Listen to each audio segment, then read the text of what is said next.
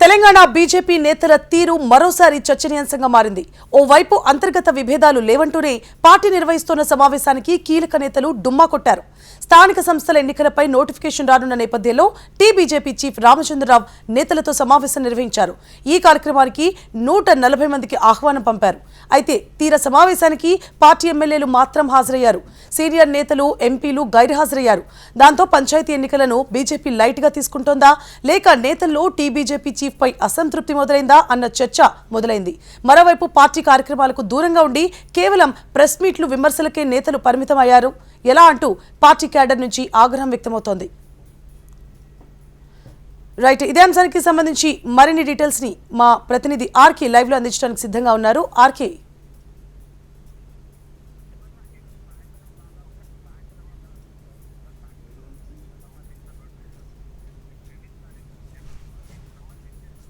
రాష్ట్ర అధ్యక్షుడు రామచంద్రరావు ఇవాళ సాయంత్రం సమావేశానికి సంబంధించి సమావేశం నిర్వహించారు. ఈ మధ్యాహ్నం సమావేశం నుంచి అయితే ఈ సమావేశానికి దాదాపుగా 140 మందికి ఇన్విటేషన్ పంపించినప్పటికీ దాదాపుగా 10 మంది మాత్రమే హాజరయ్యారు. ఇందులో ఒక బీజేఎల్పీ నేత మహేశ్వర్ రెడ్డి తప్ప మిగతా ఎమ్మెల్యేలు కానీ ఎంపీలు కానీ ఎవరు హాజరు కాలేదు. అదేవిధంగా ఎవరైతే పోటీ చేయాలని భావించారో వాటికి కూడా ఆహ్వానం పలికారు. అదేవిధంగా గతంలో పోటీ చేసిన వారికి కూడా ఆహ్వానం పలికారు. అయితే రామచంద్రరావు స్వయంగా నేతలకు అందరికీ ఫోన్ చేసి రమ్మని చెప్పినప్పటికీ కూడా ఎవరు దీన్ని లైట్గా తీసుకున్నట్టు కనిపిస్తుంది. ఎందుకంటే గతంలో చూసినట్టు అదేవిధంగా ఏదైతే స్థానిక సంస్థ ఎన్నికలకు సంబంధించి సత్తా చాటాలని లోకల్ బాడీ ఎన్నికల ప్రధాన ప్రతిష్టగా తీసుకున్నాం, అన్ని స్థానాల్లో పోటీ చేస్తామని చెప్తున్నప్పటికీ నేతల మధ్య అయితే మరోసారి సమన్వయ లోపం అయితే కనిపిస్తున్నట్టుంది.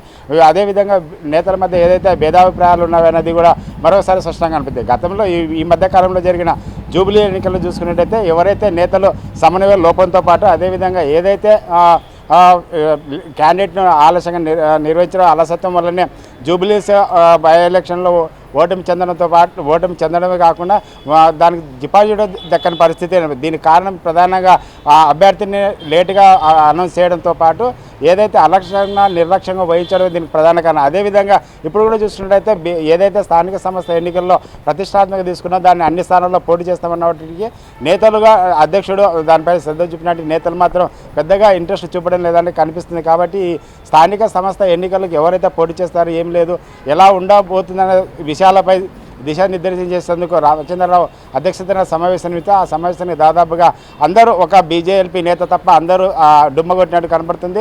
ఎవరు రావడానికి కూడా ఇంట్రెస్ట్ చూపడం లేదు. ఏ స్థానాల్లో ఎక్కడ ఎవరు అనేది అయితే ఎవరైతే గతంలో పోటీ చేస్తారో వారి కోసం అదేవిధంగా స్థానికంగా ఎవరెవరు బలంగా ఉన్నారో అభ్యర్థులు ఏ విధంగా దానిపై ఇటు ఎమ్మెల్యేలతో ఎంపీలతో చర్చించి అభ్యర్థులు ప్రకటించాలని అధ్యక్షుడు భావించినప్పటికీ నేతలు ఎవరు దానికి హాజరు కాకపోవడంలో ఇటు పార్టీలో చర్చ జరుగుతుంది. ఎప్పుడైతే ప్రతి విషయాన్ని వేదికల మీద అదేవిధంగా ప్రతి విషయాలు అన్నింటిలో విమర్శలు చేస్తే తప్ప దానికి సంబంధించి కార్యాచరణ మాత్రం ఉండడం లేదు. నేతలు కింది స్థాయి నేతలు దానికి సంబంధించి కార్యాచరణ ఏముండదు, కేవలం ప్రెస్ మీట్లకు తర్వాత విమర్శలకు మాత్రమే పరిమితం అవుతున్నారు. కింది స్థాయి నేతలను కింది స్థాయిలో గ్రామీణ స్థాయిలో పార్టీని బలోపేతం చేసే చర్యలు తీసుకోవడం అనేది ఇటు పార్టీ నేతల్లో కనిపిస్తున్న భావన. కాబట్టి ఇప్పటికైనా నేతలు జూబ్లీస్ బై ఎలక్షన్లకు సంబంధించి ఏ విధంగా గుణపాఠం కూడా నేర్చుకున్నట్టు కనిపిస్తలేదు. ఏదైతే బై ఎలక్షన్లో వచ్చినప్పుడు ఆ ఎన్నికల్లో ప్రతిష్టానం తీసుకొని ముందుకెళ్ళి కృషి చేసి పోటీ చేసేందుకు మొగ్గు చూసినప్పటికీ గెలవాలనే ఉద్దేశం కాకుండా కేవలం పోటీ చేసామా లేదనే భావన కూడా కనిపిస్తుంది. కాబట్టి ఇప్పుడు ఏదైతే ఈ మధ్యాహ్నం జరిగిన సమావేశంలో కూడా కేవలం తూతుమంతరంగానే సమావేశాలు నిర్వహించారు తప్ప ఎందుకు ఏంటనేది కూడా విషయాలు తెలియదు. కాబట్టి ఇది స్థానిక సంస్థ ఎన్నికలు కూడా ఏ విధంగా పోతారనేది కూడా వేచి చూడాల్సింది సువర్ణ. ఆర్కే, అయితే పార్టీ క్యాడర్ని ఏకతాటిపై నడిపించే క్రమంలో అంటే మహేష్ కుమార్ రెడ్డి తీసుకున్న చర్యలు ఎలా ఉన్నాయి? ఎందుకంటే ఈసారి ఈ ఎన్నికలను అయితే ప్రతిష్టాత్మకంగా తీసుకోవాలి, ఖచ్చితంగా మనం పోటీ చేయాలి, ప్రధానంగా మనం పోటీ ఇవ్వాలి అని కూడా ఆయన చెప్పుకుంటూ వస్తున్నారు. మరి మొదటి నుంచి కూడా ప్రధాన ప్రతిపక్షంగా ఎప్పుడు బీజేపీ ప్రయత్నం చేయలేదు, ఇప్పటికీ బీఆర్ఎస్ ప్రధాన ప్రతిపక్షంగా ఉంది. సంస్థాగతంగా ఎలాంటి మార్పులు తీసుకొచ్చి క్యాడర్ని ఏకతాటిపై నడిపించే దిశగా అడుగులు వేస్తోంది? అంటే ఇప్పటికే చూస్తున్నాం క్యాడర్ని ఒక ఏకతాటిపై నేతల మధ్య ఏదైతే భేదాభిప్రాయాలు ఉన్నాయో సమన్వయ లోపం అనేది కూడా ఎక్కడ కనపడుతుంది.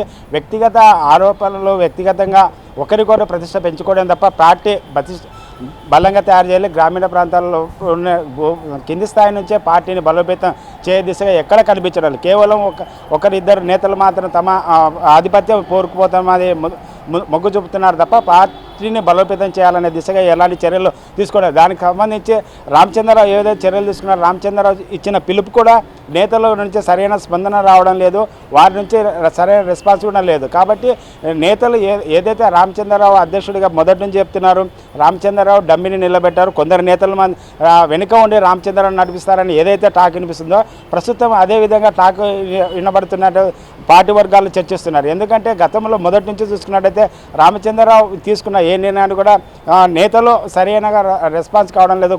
ఒకరిద్దరు నేతలు మాత్రమే రెస్పాన్స్ అవుతున్నారు, మిగతా వాళ్ళు మాత్రం లైట్గా తీసుకున్నట్టు తెలుస్తున్నారు. రామచంద్రరావు ఏదైతే చెప్తున్నారో వాటిని లెక్క చేయని విధంగానే నేతలు ఉన్నారు. కాబట్టి మరి స్థానిక సంస్థ ఎన్నికలు కూడా కేవలం తమ పరిధిలో ఉన్న ఎన్నికలకు మాత్రం ప్రాధాన్యత ఇస్తారా, లేక రాష్ట్ర వ్యాప్తంగా వీళ్ళకి ప్రాధాన్యత ఇచ్చే లోకల్ బాడీ ఎన్నికల్లో సత్తచాటుతారా అనేది వేచి చూడాలి. ఎందుకంటే నేతల మధ్య సమన్వయ లోపంతో పాటు అంతర్గత విభేదాలు ప్రతిసారి ఎన్నికల ముందు ఎన్నికల తర్వాత కూడా వాళ్ళని బీజేపీలో బయటపడుతున్నాయి. కాబట్టి ఈసారి లోకల్ బాడీ ఎన్నికల్లో అందరూ సమన్వయంతో ముందుకెళ్ళి రాష్ట్రంలో ప్రత్యామ్నాయం మేమే ఎదగాలనే విధంగా లోకల్ బాడీ ఎన్నికలు నిర్వహించాలని ముందుకు పోతున్నప్పటికీ నేతల మధ్య ఉన్న భేదాభిప్రాయాలు, అదేవిధంగా నేతల మధ్య సమన్వయ లోపము, అదేవిధంగా అధ్యక్షుడు అందరినీ ఒక తాటిపై తీసుకురావడంలో విఫలమవుతున్న విమర్శలు పార్టీ వర్గాలు వినిపిస్తుంది. కాబట్టి లోకల్ బాడీ ఎన్నికలకు ఏ విధంగా ముందుకెళ్తారు, మరి అది ఏ విధంగా అయితే జూబిలీస్ ఎన్నికల్లో ఫెయిల్ అయ్యారో అదేవిధంగా లోకల్ బాడీ ఎన్నికల్లో ఫెయిల్ అవుతారు అనేది కూడా పార్టీ వర్గాల్లో చర్చ జరుగుతుంది. కాబట్టి ముందు ఏ విధంగా చర్యలు తీసుకుంటారు, ఏ విధంగా ముందుకెళ్తారని చూడాల్సింది Suvarna. Right, thank you for the update జార్కి.